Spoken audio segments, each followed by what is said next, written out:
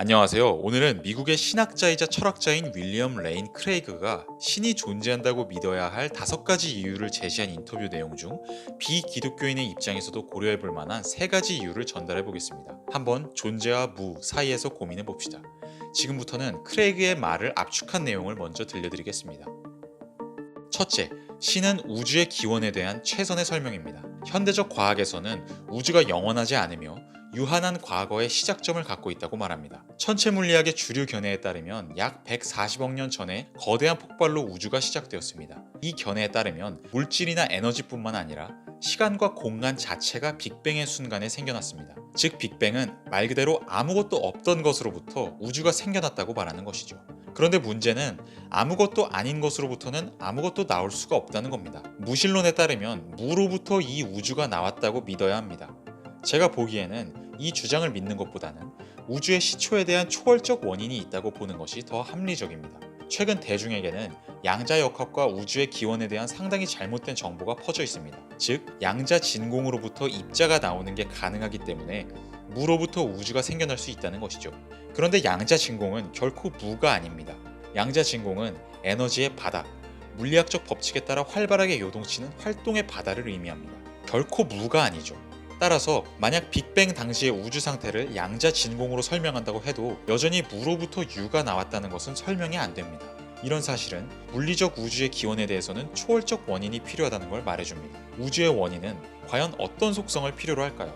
우주의 원인은 그 자신은 어떤 원인이 없어야 하고요, 비물리적이어야 하고요, 비물질적이어야 하며 비시간적이어야 합니다. 또한 시간이 생겨나기도 전에 존재하고 있으니 불변한다는 특징을 가져야 하고요. 변화는 시간에 따른 것이니까요. 또한 우주의 원인은 우주를 탄생시킬 만큼 강력해야 합니다. 그리고 저는 우주의 원인이 인격적이어야 한다고 생각합니다. 왜냐하면 우주의 시작은 비시간적인 원인으로부터 시간적인 결과로 이어진 것이니까요. 비인격적인 존재자는 그저 기계적으로 작동하면서 이전에 있는 조건에 따라서 결과를 만들어냅니다. 예를 들어서 물은 온도가 0도 아래로 내려가면 얼죠. 그런데 물은 시간적 조건에 따라서 변화합니다.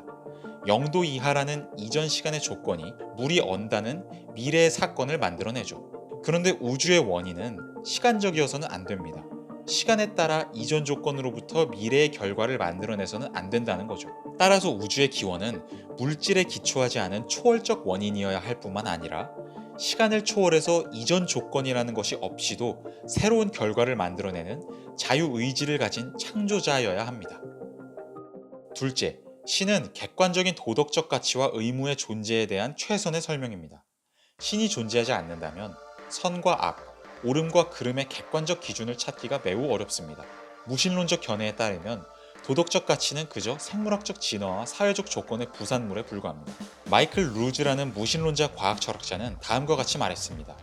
도덕은 생물학적 적응이다. 윤리학은 허상이다. 도덕은 생존과 번식에 도움을 줄 뿐이다. 그 이상의 어떤 더 깊은 의미도 다 허상이다. 자연주의적인, 무신론적인 견해에 따르면 객관적인 도덕적 가치와 의무는 존재하지 않습니다. 하지만 문제는 우리는 도덕적 경험 속에서 객관적인 도덕적 가치와 의무의 영역을 발견한다는 겁니다. 우리에게 강력한 영향을 미치면서 구속력을 지닌 것들 말이죠. 심지어 루즈 또한 이렇게 말합니다. 어린아이를 강간하는 것이 도덕적으로 허용 가능하다고 말하는 사람은 2+2가 5라고 말하는 사람만큼이나 오류를 범하는 것이다. 그렇다면 도대체 이 객관적인 도덕적 가치와 의무의 기초를 어떻게 설명해야 할까요? 제 생각에 답은 바로 신 안에 있습니다. 신이 존재한다면 옳고 그름에 대한 객관적 기초를 발견할 수 있습니다. 무신론에서는 결코 이런 일을 할 수가 없죠. 저는 이게 신 존재에 대한 가장 강력한 논증 중 하나라고 생각합니다. 왜냐하면 학생들은 대학교 강의에서 상대주의를 배우고 신은 존재하지 않으며 도덕적 가치 또한 존재하지 않는다고 배우면서도 여전히 객관적 가치가 존재한다는 전제를 완전히 버리지는 못하거든요. 사람들은 인내심, 열린 마음, 사랑 등을 좋은 것으로 여깁니다. 그리고 이런 것들이 객관적 가치에 해당하지 않는다고 말하는 사람들을 보면 비판하려고 하죠. 객관적인 도덕적 가치와 의무가 존재한다는 전제를 버리는 것은 매우 어려운 일입니다. 셋째, 신은 개인적으로 알 수 있고 경험될 수 있습니다. 이 세 번째 주장은 논증이라고 보기는 어렵습니다. 그보다도 우리는 신의 존재를 이런 논증들과 별개로 단순히 개인적인 차원에서 경험할 수 있다는 거죠. 이게 성경에서 사람들이 신의 존재를 알게 되는 경로입니다. 종교학자 존 힉은 말했습니다. 성경 속의 인물들에게 신은 정신에 의해 받아들여진 관념이 아니라 그들의 삶에 의미를 부여하는 경험된 실제였다. 이게 만약 사실이라면 신 존재에 대한 논증은 오히려 우리가 신을 대면하는 것을 더 어렵게 만드는 것일 수도 있습니다.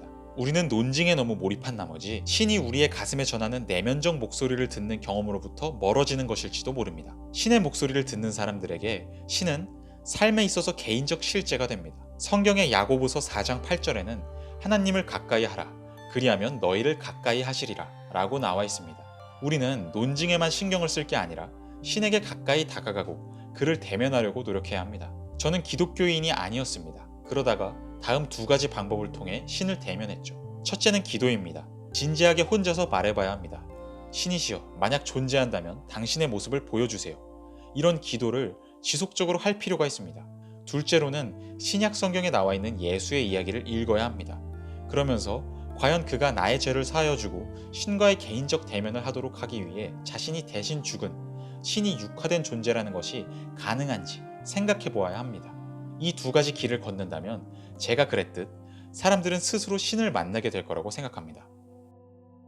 자, 지금까지 크레이그의 말을 살펴봤는데요. 아마 신의 존재를 믿지 않는 분이라면 혹은 기독교의 인격신을 믿지 않는 분이라면 크레이그의 주장이 황당하다고 생각하실 겁니다. 제 생각을 간단히 말씀드리자면 일단 첫 번째 주장에 대해서는 완전한 반박을 내놓기가 어려운 측면도 분명 있다고 생각합니다. 정말로 과학적인 관점에서 무로부터 유가 나왔다고 가정할 수밖에 없다면 그러면 도대체 어떻게 그 현상이 일어난 건지 제 머리로는 설명할 수가 없습니다. 다만 우주에 초월적인 원인이 존재한다고 해도 그게 기독교에서 말하는 인격신일 필요는 없다고 생각합니다. 분명히 인간이 가진 이성의 한계를 뛰어넘는 무언가가 존재하기 때문에 지금 우리가 경험하는 세계가 펼쳐지는 거라고 생각합니다. 다만 그게 정확히 기독교의 성경에서 말하는 그 신이어야 할 이유가 있는지 적어도 아직까지는 잘 모르겠습니다. 두 번째 이유는 개인적으로 첫 번째 이유보다 더 심오하다고 생각합니다.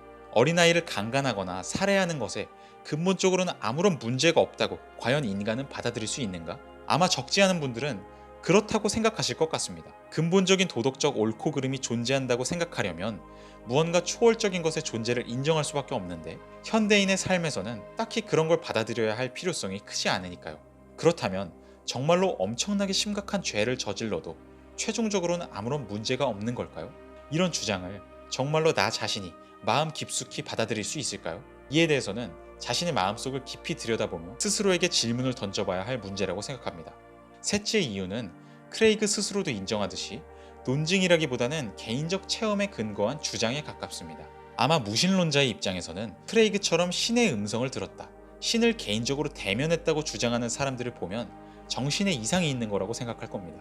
그런데 저는 여기서 우리가 정말로 특정 종교에서 말하는 인격신을 개인적으로 대면할 수 있느냐 없느냐가 핵심적인 쟁점은 아니라고 생각합니다. 그것보다 훨씬 중요한 것은 인류의 역사상 많은 사람들은 일반적인 사람들과 다른 체험을 하며 살아간다는 겁니다.